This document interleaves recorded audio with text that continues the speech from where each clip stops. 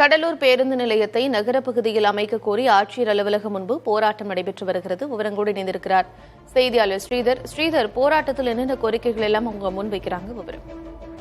கடலூர் பேருந்து நிலையம் 150 ஆண்டுகளுக்கு மேலாக இங்கே செயல்பட்டு வருகிறது. ஆனால் இந்த பேருந்து நிலையத்தை மாவட்ட ஆட்சியர் அலுவலகம் அருகே கொண்டு வர அதிமுக அரசு திட்டமிட்டது. அதன் பிறகு அதிமுக அரசு அது செயல்படுத்துவதற்கு முன்பாகவே திமுக அரசு வந்த காரணத்தினால் கடந்த 4 ஆண்டுகள் முன்பு இதை கைவிட்டு குறிஞ்சிப்பாடி தொகுதிக்குட்பட்ட எம்பூதருக்கு அந்த பேருந்து நிலையத்தை கொண்டு செல்ல திட்டமிட்டு அதற்கான பணிகள் தற்போது நடைபெற்று வருகிறது.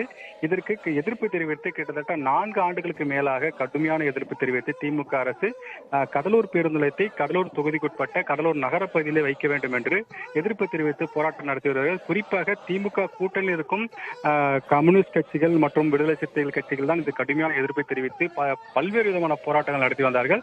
ஆனாலும் இதுவரைக்கும் முடிவெட்டப்படவில்லை. இந்நிலையில்தான் தற்போது மீண்டும் அந்த குறிஞ்சிப்பாடி தொகுதி கொண்டு செல்லப்பட திட்டமிடப்பட்டு அதற்கான பணிகள் தொடங்கப்பட்டிருக்கிறது. இதை எதிர்ப்பு தெரிவித்து இன்று கடலூர் மாவட்ட ஆட்சியர் அலுவலகம் எதிரே காவல்துறை தடையை மீறி காவல்துறை அனுமதி மறுத்த பிறகு கூட அவர்கள் அனைவரும் ஒன்று திரண்டு, குறிப்பாக அனைத்து கட்சி பொதுநல அமைப்புகள், குடியிருப்பு நல சங்கம் என கடலூர் பகுதியைச் சேர்ந்த அனைத்து அமைப்புகளும் தற்போது ஒன்றிணைந்து அரசுக்கு எதிரான ஒரு போராட்டத்தை எடுத்து வருகிறார்கள்.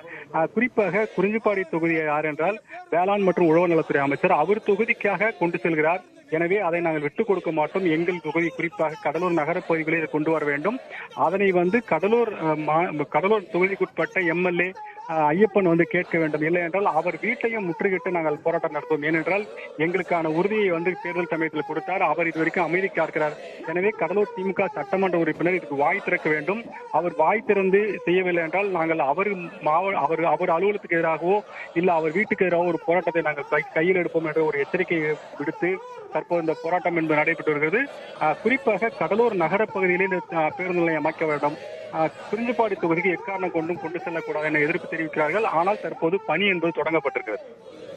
விவரங்களை வழங்கியமைக்கு நன்றி.